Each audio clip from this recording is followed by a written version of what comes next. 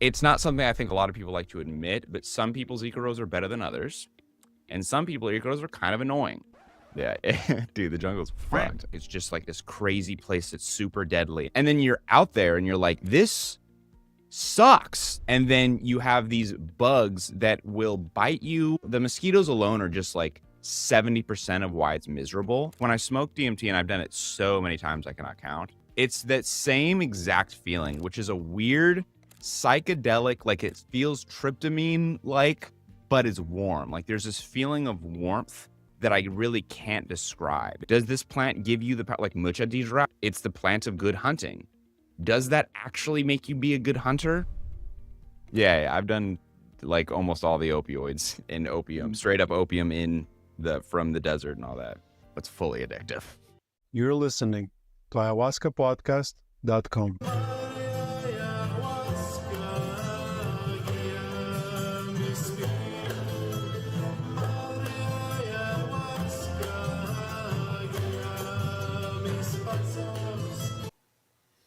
Hi guys, and welcome to Ayahuasca Podcast. As always, we do the host Sam Believ. Today I'm having a conversation with Metta Beshay. Metta Beshay is a filmmaker, musician, and documentary creator who has built a massive following by diving into the world's most misunderstood substances. Known for his citizen scientist approach, Metta recently traveled to the heart of the Amazon to peel back the layers of the global ayahuasca industry. His work bridges the gap between deep ethnobotany and the modern mental health movement, challenging us to look past the marketing and see these plants for what they truly are. This episode is sponsored by La Huayra Ayahuasca Retreat. At La Huayra, we combine affordability, accessibility, and authenticity. La Huayra, connect, heal, grow. Guys, I'm looking forward to hosting you. Metta, welcome to the show. Sick. That was a good intro. Okay, sick. Thank you. Yeah, thank you. I mean, pleasure to have you on. I stumbled upon your video like a few weeks ago, and now we're talking. That's pretty cool. Yeah. I'm glad you found time. Your videos are really, really fun to watch. So we'll definitely give link to people in the end to find you. Well, It's thank like you. your style is it's kind of adventurous, but at the same time you provide science, a little bit of comedy. I really like it, and it's interesting. You're in person. You're exactly as you're on your videos, so I know it's like your personality. What do you like interview anyone who's like a different, like when you interview them, it's like a completely different personality? I mean, there's one way people, yeah, most people, they have like, there's one way they talk in person, and there's the other way they talk on the interview. It's kind of like there's this slightly enhanced persona always. I mean, I'm pretty sure I do it myself. So it's very interesting to see when it's like exactly the same.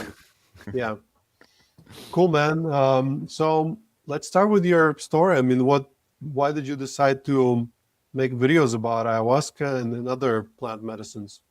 Well, my channel blew up because I got big for doing one video. Like I had videos that were bigger before it, but I had one video that was like trying the best legal highs, and it like got a ton of views. It's like I don't know how many. It's like well over 2 million at this point, I think.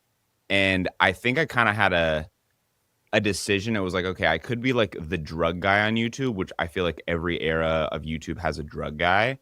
But the problem with being the drug guy is that it often doesn't end very well, or it's just not it's not a way to be taken seriously. So I was like, okay, let's transition a bit to ethnobotany a bit, because I love like culture and history, and that's what the content I used to do before I did like substances. So then I just kind of transitioned into like ethnobotany, and then fell in love with like the stories of like Richard Evan Schultes. That's kind of a recent thing. I was just like, oh my God, this whole world of like these guys just living in the Amazon is insane. Well, cool story for you. Did you know that Richard Evan Schultes actually traveled to Colombia first before he even went to Peru? I actually didn't. I thought that he mainly in Peru.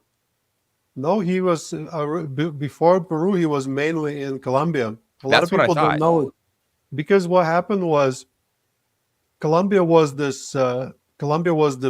center of like ayahuasca and psychedelics, and that's where Dennis McKenna and McKenna brothers went to. I actually interviewed Dennis McKenna recently as well.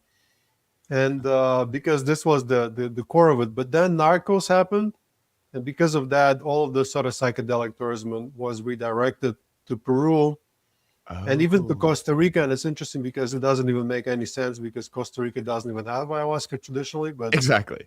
anyway, so you definitely have to come to Colombia. But tell us about your ayahuasca experience in Peru because I saw the video. It was very like basically like in the home of some guy. And like, how was it? Did you get any healing from it or? I mean, I know this is the ayahuasca podcast. The trip was very little about ayahuasca for me. Like I did ayahuasca and I was like, okay, I'm here to do ayahuasca, I suppose. I was actually originally there to do another plant, but the plant ended up being kind of lame. So I was like, okay, I got to transition into What was ayahuasca. it? It was Kanuwasta. What? Kanuwasta. It's like it's a sage plant from the Shipibo that's like it's dripped into the eyes of women to see the designs of the Shipibo, and the designs of the Shipibo were like famously very psychedelic. And so I was basically told like, hey, go out there, do a story on this stuff because it might be psychedelic. And so I Hmm. went out there and like I went like they dripped into my eyes for a week straight. Nothing. So I was like, Maybe oh, because that's not a story. maybe because you're not a woman. Yeah, maybe. Yeah. Yeah. It's so funny. I asked, yeah, that was a whole other story because I asked a lot of Shipibo about it, and everyone was like laughing at me. They're like, "You think that Kinderwurst is psychedelic? That's insane!" Like, no, not at all. That's hilarious. I'm like, oh, Well, oops. you still had a good story from it. So, Yeah, yeah, and obviously, if you didn't make a video about ayahuasca, I would not want to invite you to the podcast. So, yeah. tell us about like you went to the jungle, like what you saw indigenous people, and hmm people expect them to be, wearing like loincloths or like feathers, and how were you surprised there? No, so I'm so the I'm Egyptian and I'm Coptic Egyptian from like South Egypt. So like we're called Saites, and so like we're also like I mean, indigenous and blah blah blah. I kind of assumed the world is pretty westernized. I kind of figured that people would have regular clothes. That wasn't really that shocking to me. I think what was more shocking to me was the finances of it, the fact that it's kind of become normalized for Amazonian people to monetize their tribalness. Like they'll like amp up their like, oh, see, look at I'm wearing peacock feathers, and like it's like, bro, no, you don't. You have the brand new iPhone. Like, what are you talking about? But I think also the thing that was I think more shocking, I think not even shocking, was really interesting to me was the what how do I say it? The tribal politics.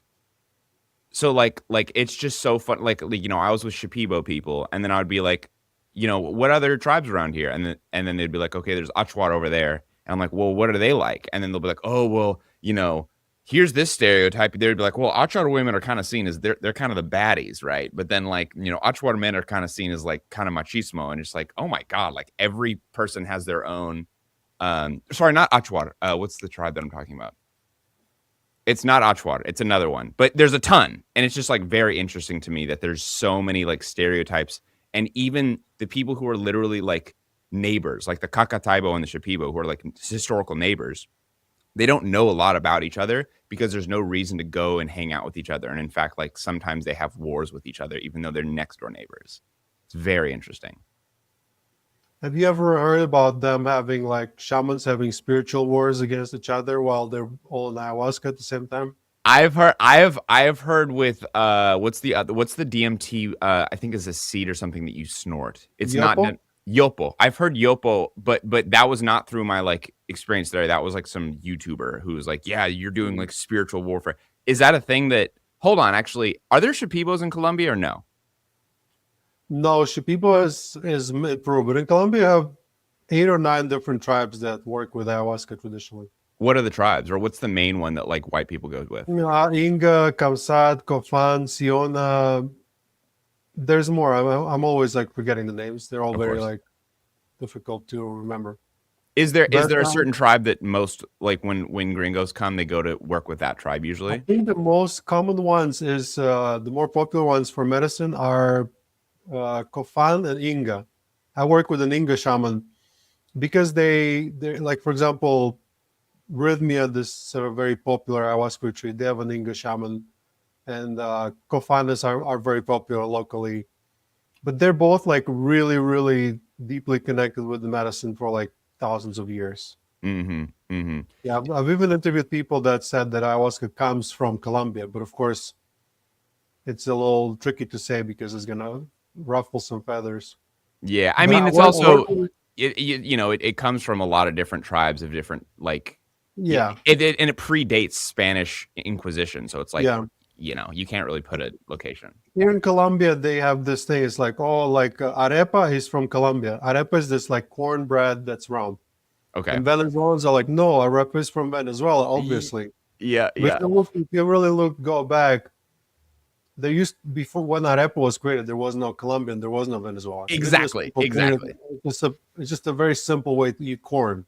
So Yeah. it's like it's a pretty obvious design that people will probably come up with whichever way.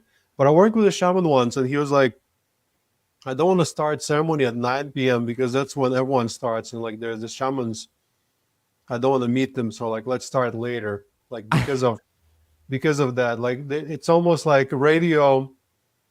It's like the radio waves are too busy. It's better to Mm. like do it later when everyone's asleep. So Yep. there's We didn't definitely talk some. about that, but we did talk a lot about. I talked a lot about like kind of the philosophy of like an Icaro, which is Icaro the same thing with the Inga as well. No, so there's a couple differences between Colombian tradition and Peruvian tradition. First one is they sing Icaro, and every shaman has their Icaros, but they only do it in the beginning of the ceremony and then during the cleanses. They rarely do it in the middle of the ceremony. Instead, in the middle of the ceremony, shaman sings medicine music, which is basically like a more formal songs with lyrics, Oh, the sometimes in people different know. languages, yeah, and sometimes in Spanish. But then it's like there's guitar, sometimes there's flutes. It's a bit more. The music is, let's say, it's a bit more advanced. Yeah, Like yeah. it's pretty like just the music itself is pretty like concert like. You as a musician, I think would appreciate that. You should definitely come by. We have a cool band here as well. That's Like, sick. yeah. And then the second difference is there's less of a focus on dieting plants, but more of a focus of purges. They still have all the same plants, but they take them mostly to purge, like intense purging. And there's like 20 different types. And like, oh, you take this one if you have this, and you take this one if you have this.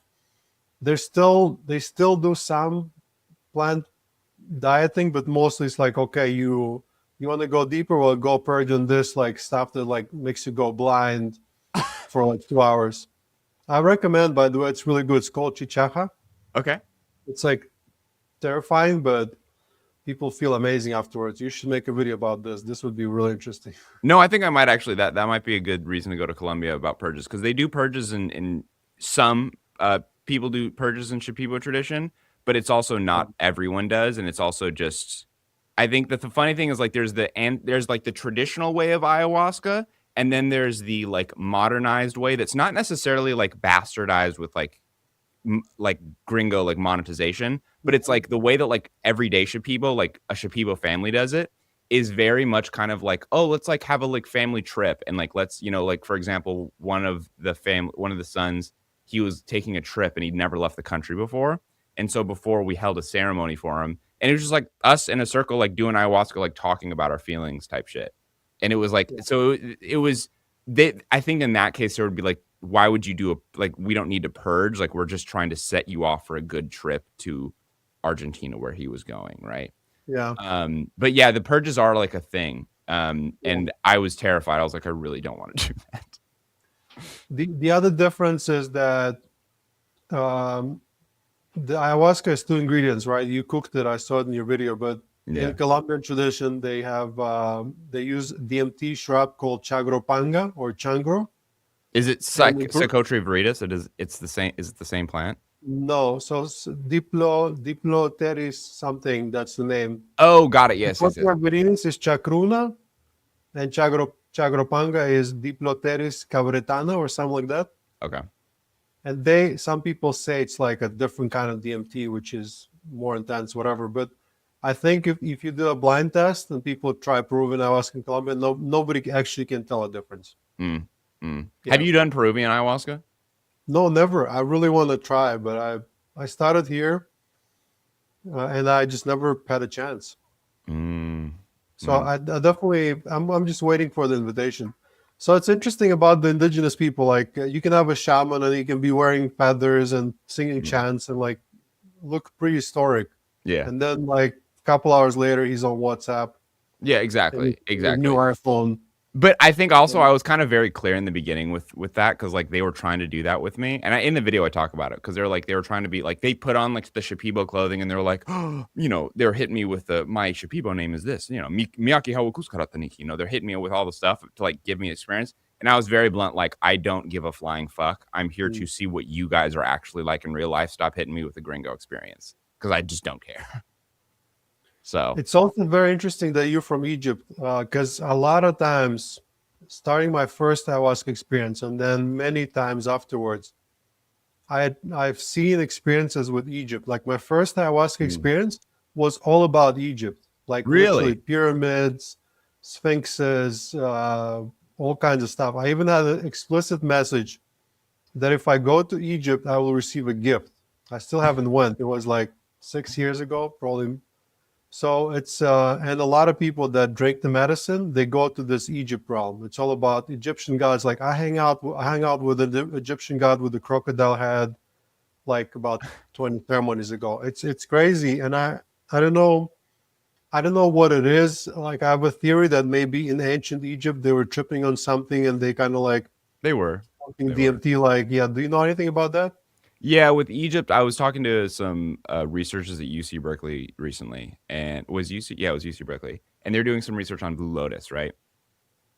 And so we were talking about Blue Lotus ceremonies, or not ceremonies, but Blue Lotus use in ancient Egypt because it's all but completely almost extinct in Egypt now. But with the Blue Lotus samples, they actually found mandragora samples and mandragora is, I think it's in the Solanaceae family. It contains scopolamine, so it's the same thing as toei. It's the same thing Hmm. as datura. It's like the Solanaceae family has a ton of that fucking scopolamine like deliriant bullshit. And yeah, so you will trip balls similar to Amazonian people who are also tripping balls on toei and scopolamine derived plants. Do you reckon ancient Egyptians were tripping on something when they're building pyramids? No, no. I think historically what we have record of is that it was like I forgot the proper term for it, but you know how like in a lot of countries like Korea, you'll have like mandatory service. Like you have like 2 years of mandatory service to your country in the military.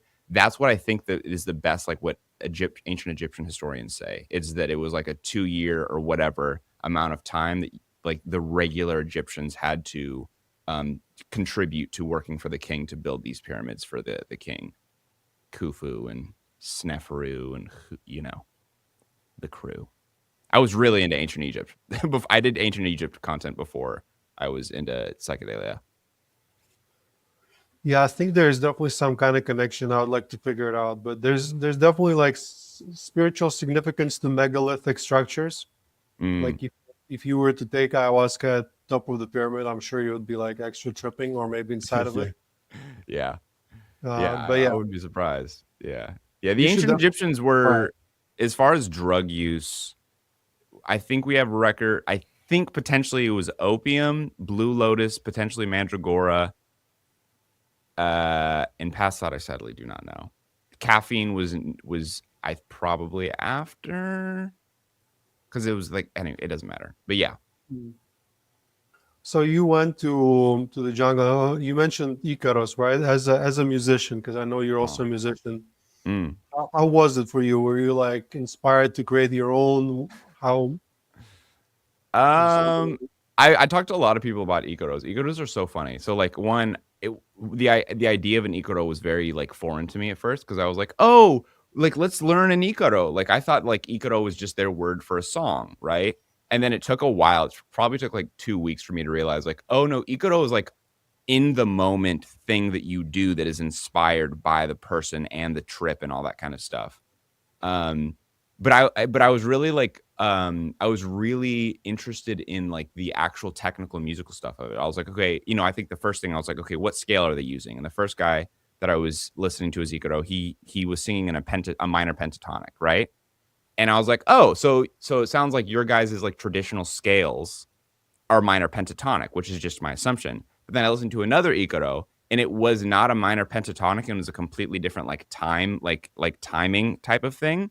And what I realized was it was like, oh, because everyone listens to like modern music now, there's no way to really like try to get what old pre-colonial music sounded like at the time. So I was just kind of like, oh, it's just kind of like this inspired thing. And the funny thing about talking to a lot of people about Icaros was that it's not something I think a lot of people like to admit, but some people's Icaros are better than others. And some people Icaros are kind of annoying. Like some people, I've heard some people be like, yeah, this one shaman or curandero, she was just like really whiny. Like, eh. And then they were like, it just ruined the whole trip. And I'm like, yeah, that makes total sense. Yeah. Yeah. So interesting. Like my seventh ever ceremony, which is about, yeah, probably about 5 years ago. Mm-hmm. I was in ayahuasca ceremony. I was in the jungle. I was in the hammock, and I went to this super deep trip where I was basically, my understanding was that it was revealed to me what the universe mechanism of the universe is, like what's under the The bonnet. hood. Mm. Yeah, what's under the hood. And there were some entities, and they're kind of showing me around. And they said, like, yeah, come and check it out. Like, we're very busy. And as I was doing it, I was singing Icaros. Like, people told me I was singing Icaros. Like, I don't remember any of it. So they say that at some stage, if you keep drinking medicine, the medicine will kind of like, not for every people, but I guess some people whose path it is, they'll put you on a shamanic path. And when Huh. it happens, it gives you your Icaro. And Mm. so I've been on this path for a long time, and I organized the retreats, but I never really, I'm not a shaman. I'm not even trying to be one, Yeah. but it's been coming to me like different kind of learnings. Do you And listen to the Icaros in the indigenous language, or do you listen to it in Spanish or your own language? no, so my shaman, his Icaros are kind of mix of 50% Inga language and That's 50% Spanish. Like, yeah, I can recognize some words, yeah, yeah, other make no medicina. sense. They'll throw in a medicina, poderoso medicina, and then they'll hit Something up like there. this, yeah, Yeah, or yeah. cura and something like Mhm. that. Yeah. The typical, the usual suspects. But mine are always just sounds. That there is no letters. Mm. I think that the it's more about the intention and the certain sound. So for last couple ceremonies, it's like the Icarus kind of made reemergence in my life, and now I'm actually kind of remembering them. I recorded it, and mine sounds like a lullaby. Ah. And normally it comes to me in the ceremony where I'm in a really low place, like I'm very like in a lot of pain. It's a Mm. very intense trip.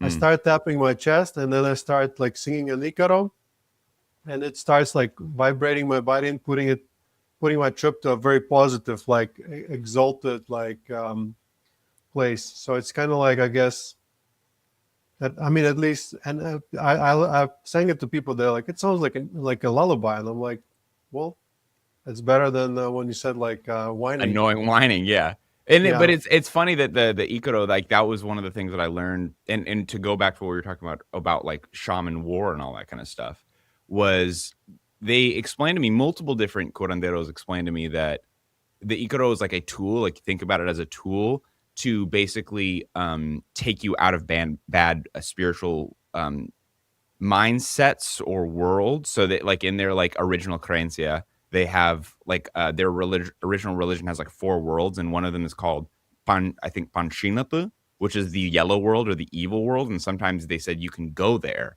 and the Ikoro can be a way to take you out, and then sometimes you actually have shamans or witches or like not Mosraya. Brujos. Yeah, brujos. They'll have like people will do witchcraft on you, and then the Icaro is gonna clean that out of you. And do they use Waira in Mm. the? I didn't see anyone use anything like that. I wouldn't be surprised if some other people do. Is that an Inga thing, or is that like a Colombian That's thing? a that's a very common. I've definitely seen shamans from either use feathers or this, but basically this is like to move the energies, and they also sing with it, like as they chant, like Hmm. rhythmically they move it, Oh, and it's like an then almost an yeah, instrument. yeah. So because it's basically like a rattle style sound. Is what's the population of Inga? I think it's about 5,000 people. Oh, they're a wow, they're a small group. Wow. Yeah, Do they holy smokes. Whoa. Do you know how many communities exist? couple. There's different like tribal sort of centers. Yeah. As far as I know, at least three of them.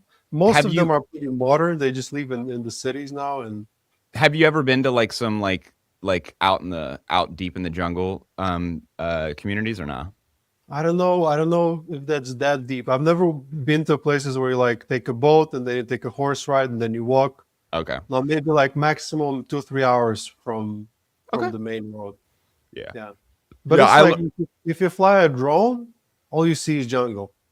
yeah, It's it's like it's kind of terrifying. hard to say like what is deep. It's true. No, it's true because it's like I was in Pucallpa, which is like deep, deep, deep in the jungle, but it's a city of 20,000. And literally, you ask any person from Pucallpa, "Hey, have you been to the jungle?" They go, "Fuck no, I've never been to the jungle. I'll never go out there. That shit's crazy." Yeah. So before you worked with ayahuasca, you smoked DMT, right? So how Yeah. was it similar or different? The I found it's it's similar to like any drug that when you change the route of administration, it changes the experience a lot, but it doesn't change the feeling necessarily. So with like when I smoke DMT, and I've done it so many times I cannot count, it's that same exact feeling, which is a weird psychedelic, like it feels tryptamine like, but is warm. Like there's this feeling of warmth and that I really can't describe. It's just a weird warm feeling, not in like an opiate like warm comfort feeling. It's a different type of warmth. But it was that. But then when I compared it with like actually drinking ayahuasca, I think I talked to one of my chemistry friends about it. They said because of the MAOIs in the vine, that's what causes like that heavy sedation, that yawning, that like the like just this super like sleepy feeling of ayahuasca, which I found very pleasant. I like that a lot. This episode is sponsored by Lawira Ayahuasca Retreat. Most of you know Lawira if you've been listening to this podcast for a while. Some of you might have already been to Lawira before. For those who don't know us yet, we started Lawira 4 years ago. At Lawira, we combine authenticity, accessibility, and affordability. Lawira is currently highest rated ayahuasca retreat in South America with more than 700 5-star reviews and an average rating of 5 stars. If you come to Lawira, you'll experience powerful, authentic ceremonies led by our indigenous shaman, Fernando, in a very beautiful venue just 1 hour south of Medellin, Colombia. We're surrounded by nature and have comforts like hot water, Wi-Fi. At Lawira, our team has guided more than 2,500 people through this life-changing transformation of ayahuasca experience. At the same time, we keep it very affordable. So whether you're coming for healing, clarity, or a deeper connection to yourself, Lawira is the best choice. If it is your first time drinking ayahuasca, you will love our 3.5-hour preparation course and integration support. All of that is included in price, as well as pickup from Medellin, accommodation, and ayahuasca. Visit lawira.com to book your retreat or learn more. Lawira, connect, heal, grow. LAWAYRA.com. So, fun fact, let me show you something. Okay. This is very new. I haven't shown it to anyone, but Ooh. I'm working on a product. It's called Only Vines. Okay. Oh, okay. It's It specifically, it's a play on the words, but it's basically just a vine by itself. brilliant. Yeah. So here I Do have you the know? ayahuasca. Oh, good old ayahuasca. Oh, I love it. Oh, You know, and we then love that. I dry it and I grind it and I put it in pills. And when Mm. because basically it's legal because it doesn't contain DMT. Yeah, it's And just MAOIs. I've found the potential, so I experimented on myself.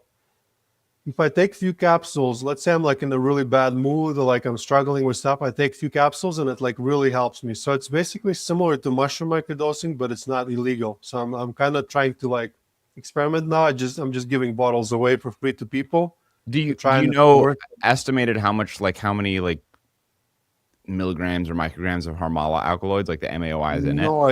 No idea whatsoever. But when I was experimenting, the reason I remembered about it is because you said this heavy sedation. When I Mm. first experimented with it, I ground some up and I made a tea from it, like a teaspoon. Hmm. And that's what I felt like, very heavy in my body. And I was like, no, that's too much. That's kind of how I figure out the dose. That's But dope. it's interesting that like the vine itself is pretty trippy as well. A lot of people think that it's just to activate the DMT, which it is, but it's also, if you take enough by itself, you can start tripping on your own DMT supply. I don't know if you know anything about it. Yeah, and endogenous DMT. Yeah, that's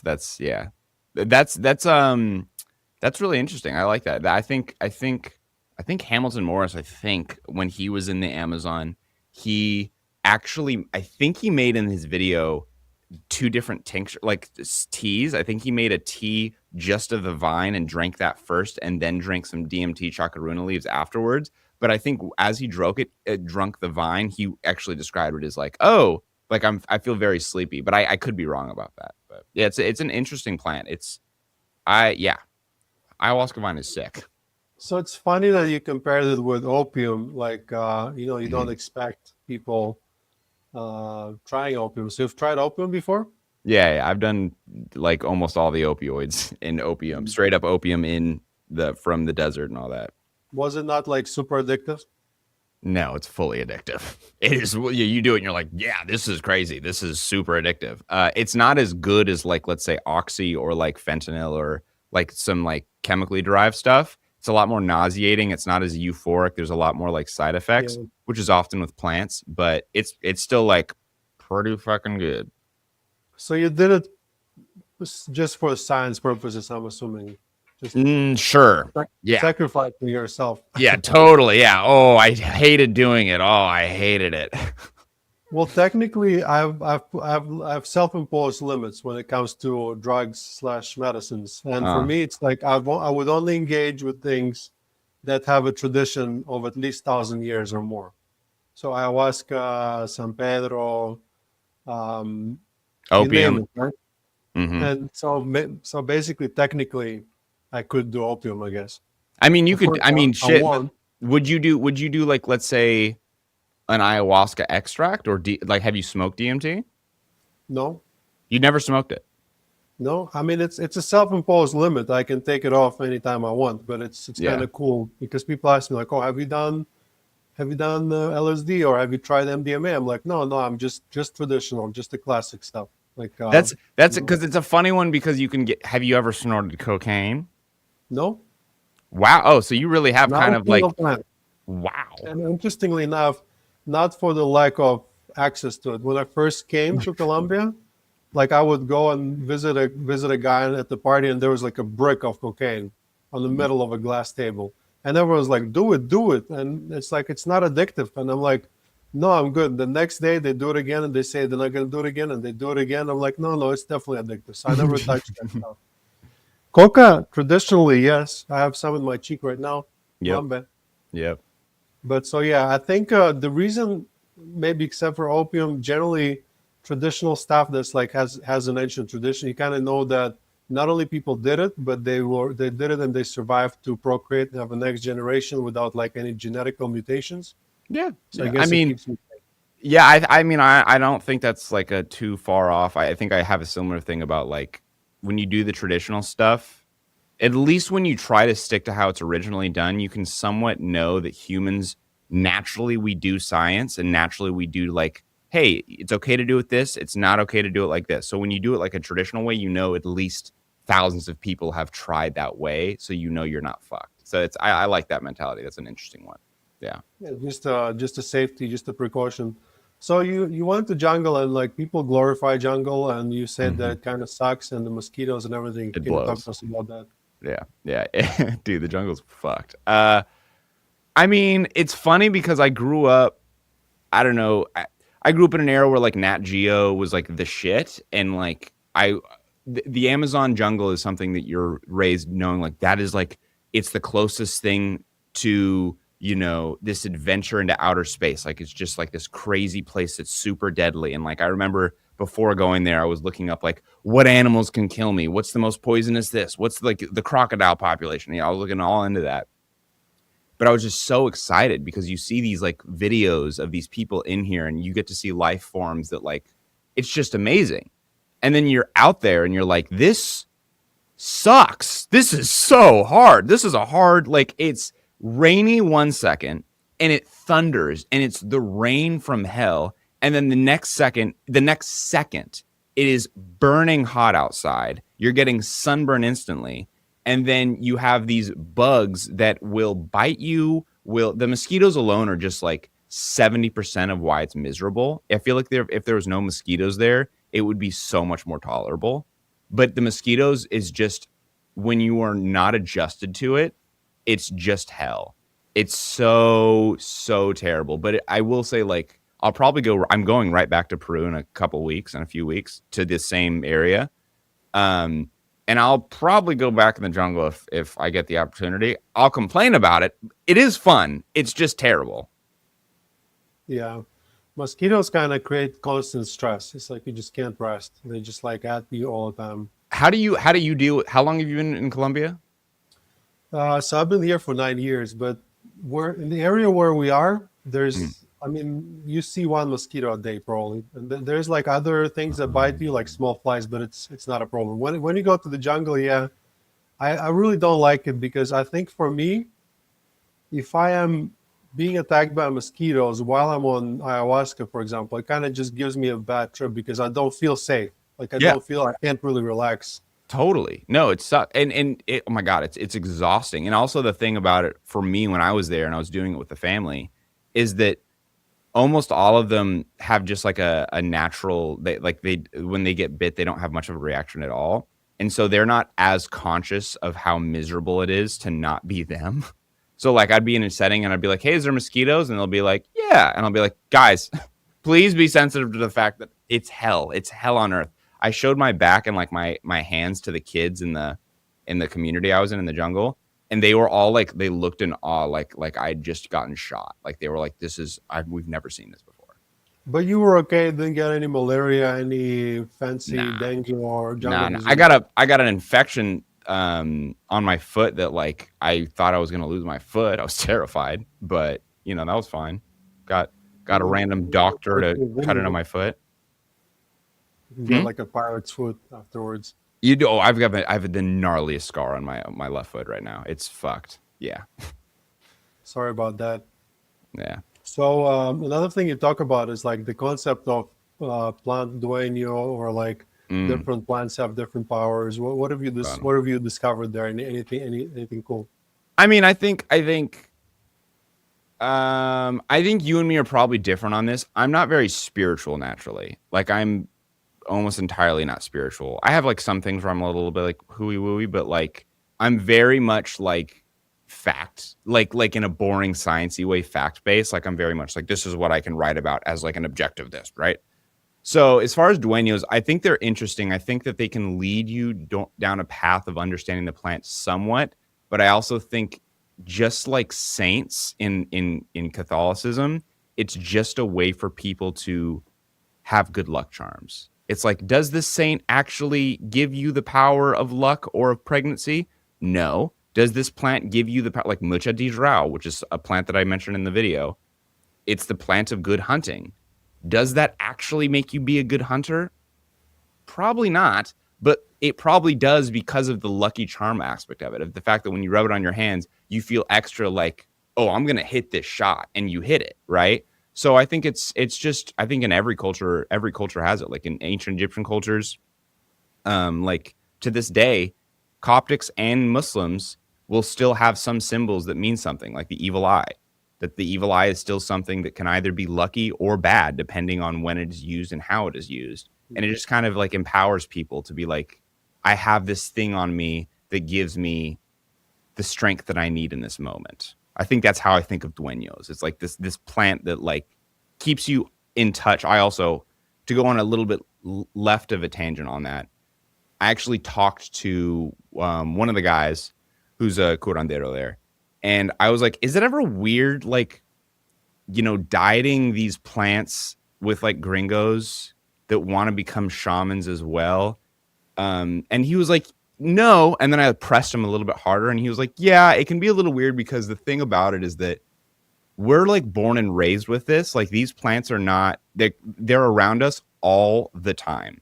It is like, and so like there's a context, there's a cultural understanding that no one except for them can ever understand a fraction of. And it's like no different of like my hometown. If you move to my hometown, it might take you 10 years to understand a fraction of the stereotypes that I understand. Like if you go to Dallas, the next door neighbors, right?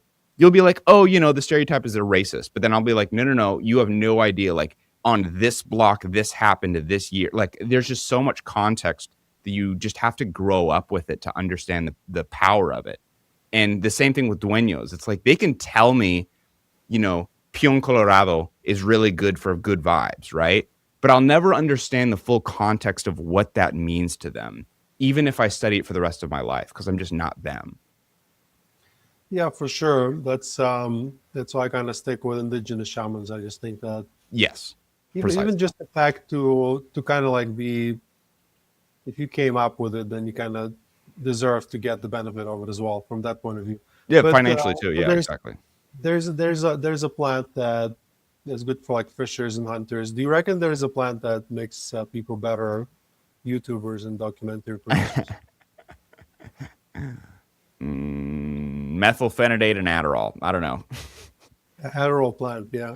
Yeah, the Adderall plant. Or ephedra. I guess there is an Adderall plant. So yeah, the ephedra plant. Canada. Oh, that's I think you talked about it, right? That's a plant that was the inspiration for methamphetamine.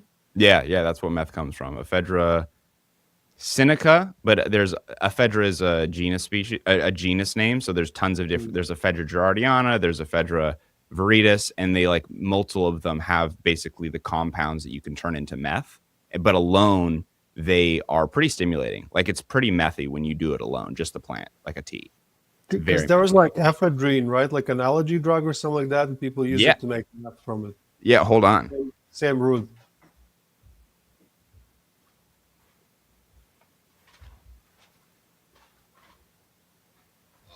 Sorry.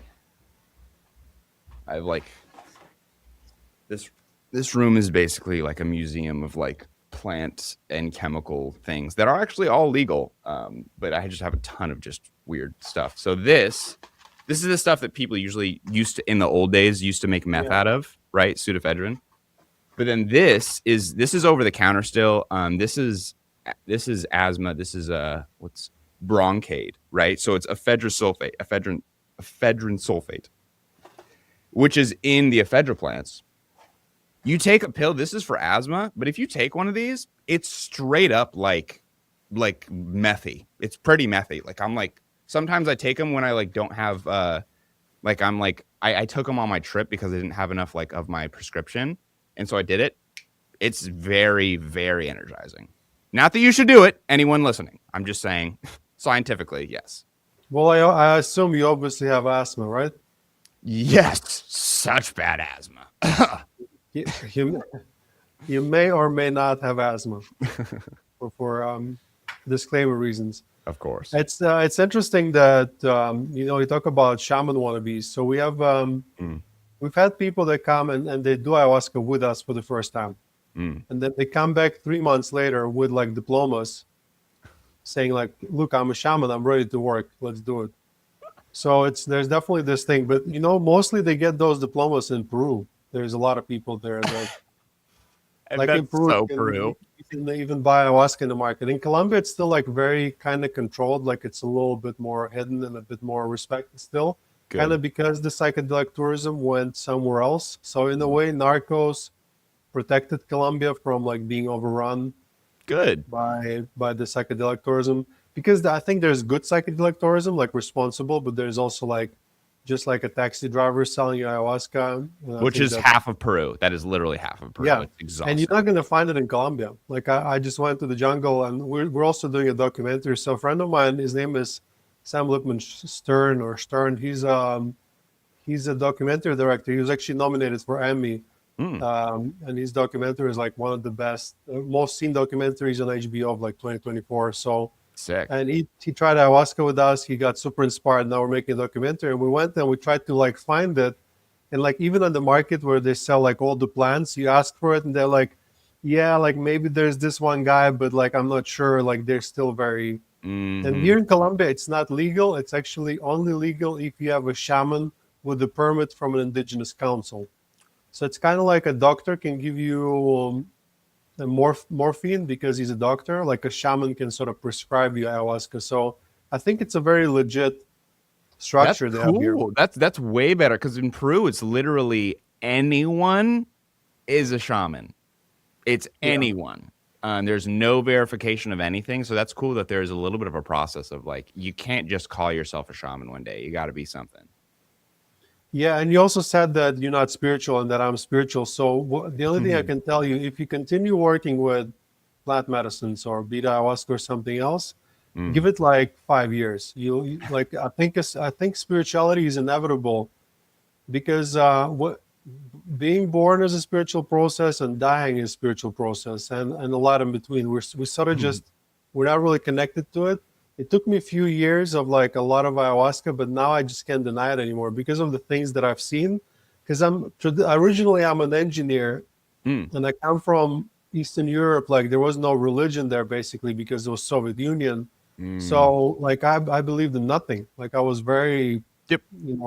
atheistic or agnostic.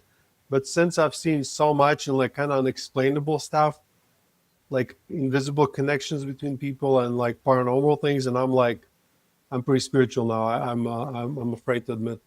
Yeah, I don't think I fight against it like I used to. I used to fight against it, and now I think, well, I'll have a spiritual thought, and I'll allow it to be there. But I also think it's like a bit of like a mentality thing. Like I've been into ethnobotany shit uh since I was like a kid. Like I was really like I've always been like a nerd with this stuff. I think it's just a framing of mind. I think like when people talk about spirituality stuff, I can vibe with it. I can be like, I understand where you're coming from. You're just using different terms that I wouldn't use, but I think you're saying the same thing. And I think as I age, I just get more sympathetic towards that. So, sure, I agree. Nice. So let's talk about ethnobotany. Like, tell us about your favorite plant finds, whether it's in Amazon or somewhere else. What are the coolest plants you've been Mm, discovering or making videos about? Because I know you've done quite a lot. I'm trying to think the coolest plants. I mean, there's so many. I think my natural inclination is opium, just because I like that one the most, and it's just cool. It's like useful in a lot of ways. It's chemically a lot of chemicals have been derived from it. Um, uh, it's just really awesome, and it's also like the easiest thing in human history to grow. Like it's like the seed, like poppy seeds of those tiny things in muffins.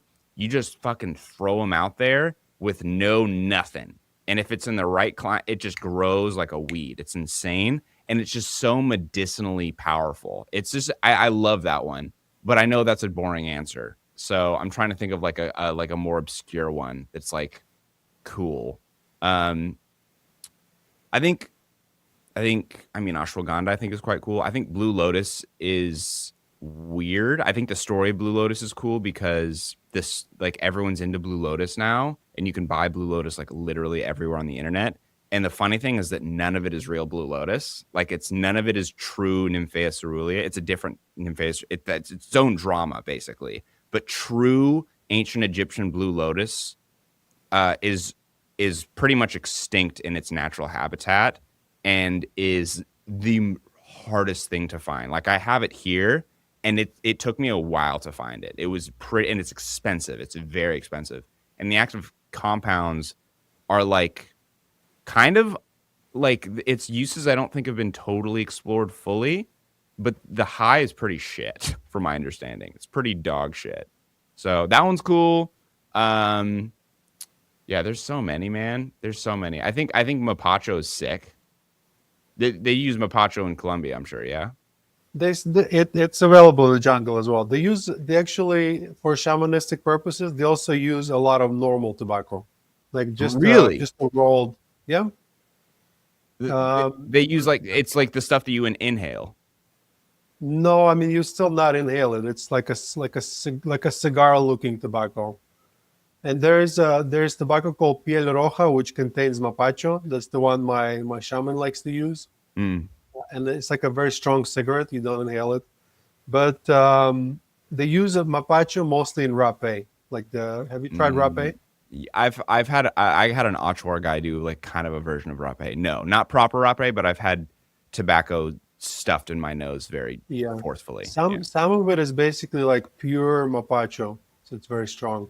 yeah, that's what I But I had done. Yeah, that was rough. Yeah, I like mapacho. It has a nice sort of taste to it. Really? In a way, yeah. I mean, at least the one that I've been given.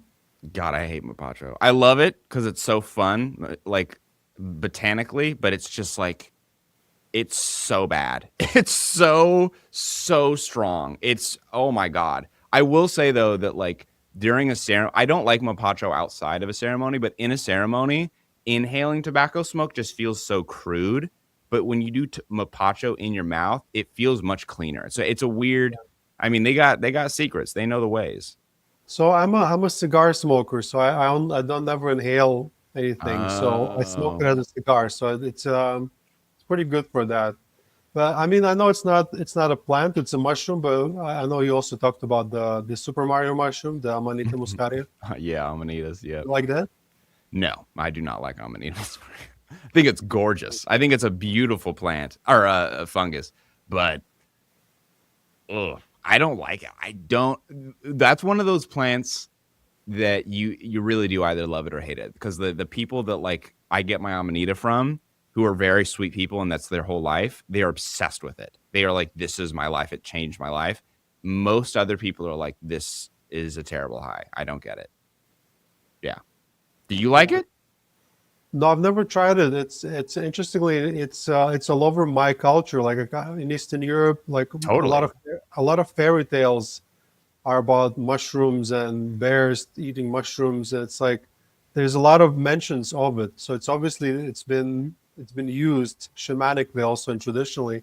I've never tried it, but I would be open to try. I think it's probably more than 1,000 years old, so I'm qualified. Yeah, you think you're in the clear.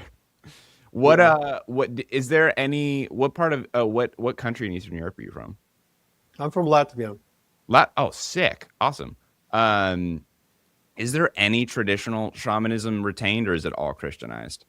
So an interesting fact for you is that Latvia, or this region before it was called Latvia, it's called Livonia. It Mm. was the last pagan country in Europe. Oh, cool. Like they came and they beat the shit out of them to make them Christians.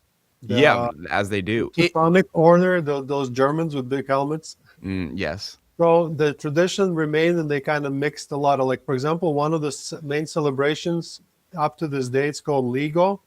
It's on the summer solstice, so it's still like very shamanic. And a part of the tradition, you jump over the fire, and then you go to the forest to find a flower of a fern, which does not exist technically, but Yeah, like it doesn't. Yeah, yeah, they're not it's angiosperms, so kind of that's like I think it's kind of excuse to go to the forest to have sex. I've been told that when I was already grown up. But it's very paganistic tradition. Actually, they like sauna tradition that people think it's just from Finland. It's actually from this entire northeastern Europe area. And part of the tradition, obviously, is heat and cold, which is kind of like Temascal or Inipi. So it's very like earth connected. But they also use different plants in there, like masculine plants, feminine plants. So in a way, it's very similar to like Amazonian tradition, but just you have different plants. So a lot of it still mm. survived. And actually, my first ever, arguably psychedelic or out of body experience was in that sauna ritual, where it's Oh. like they heat you up so much and then they pull you in the cold water and then you float as they hold your shoulders and you Mm. stop feeling your body and eventually there's like nothing left and you kind of out of your body in a way. It was very cool. That's pretty sick. That might be an excuse to go to Latvia.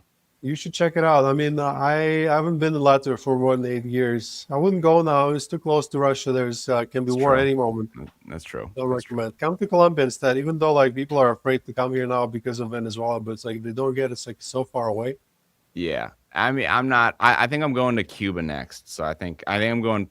My tour is going Peru, then Cusco, Peru, and then I'm going Brazil, Cuba for cigars, and then I'm thinking I'm going to go to Paraguay to study with like the Guarani and like their whole relationship with yerba mate and Mm. stevia. Weirdly enough, so yeah, there's Latin America. If you're into ethnobotany, kind of Yeah, heaven. It's kind of I heaven. mean, like we have plenty of plants, and people come. It's like, oh, did you know this is a psychedelic plant? Did you know this is a psychedelic plant? And it's just ornamental plants, just pretty plants. So they're all over here.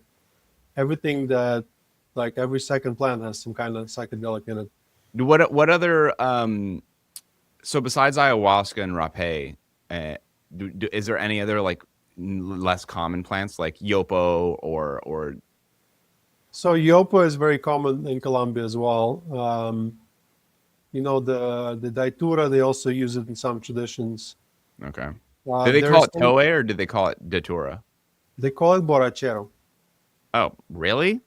Yeah, Interesting. That's a weird word. a lot of Okay. things are have different names, but they're still same. It's you know the devil trumpet, the beautiful Yep. flower. Yep. Selenite. Yeah. And then there's some areas they grow a lot of mushrooms. Hmm. Then it's kind of like when they went to Colombia to the jungle, they were exploring this other plant that's kind of like very like hidden tradition. I forgot its name, but it's like a paste that you chew. Honestly, there's many. I don't know much. I'm just focused on ayahuasca. Like ayahuasca here is called jahe actually. Colombian name for ayahuasca is jahe. Jahe. And Hmm. it's like I understand that you're an explorer and a psychonaut and you want to like learn about a lot of things. My Mm. perspective is like you can drink ayahuasca for the rest of your life and you will have so much information like you can't even figure this one plant out. So I'm kind of trying to focus on one, and I kind of don't like the retreats that like offer you ayahuasca one day and then San Pedro and then mushrooms and then cambo and then Oh, I didn't know that was a thing. They'll offer them combo. Are you serious? yeah. There's places that it's like a buffet of psychedelics kind of, and I kind of don't like that approach. And my shaman, he also like that's what we do. Rapé if you want to outside of ceremony, but apart from that, we just stick to ayahuasca. Wow. God, I might do combo. And that's one I'm not. I'll do it for the video, but I'm like, I don't want to do this. That Cambo is shit really sounds. good. I've done a lot of it. It's I don't know if you can see my Oh cambo. shit! Oh wow, he likes combo. That's crazy. Yeah, no, and most of those are repeated. And I'm trying to sort of make like a little beautiful tattoo with cambo. That's pretty cool. I Wait, so do it. what was it like for you? I do it because I have allergies, Mm. and if I do combo, my allergies go away. So it's kind of like I don't do it for any mental effects or spiritual effects. It's just good for like physical health. It just Oh, does so are something. you when you're doing it? Are you just doing one hole? Or are you doing like No, no, three? no. I do like 7 or 8 sometimes. Oh, so you It's feel it? pain. You get high. You feel like you're dying. You puking and like you're dying, but only for 15 minutes. After that, you feel amazing. Oh God. Yeah. I would never offer it to people at the retreat. I mean, never say never, but I haven't so far because I'm convinced that if you give it to 1,000 people, at least one will die. Yeah, yeah. That's my So that's big why I don't concern do it too. Yeah. because we've already given ayahuasca to about close to 3,000 people. So if I would have combo, it probably would have killed a couple. So that Yeah, wouldn't be so my question. option. I'm about to like I'm like kind of helping some older people, some very old people do ayahuasca, and I'm a little concerned because they're old as shit.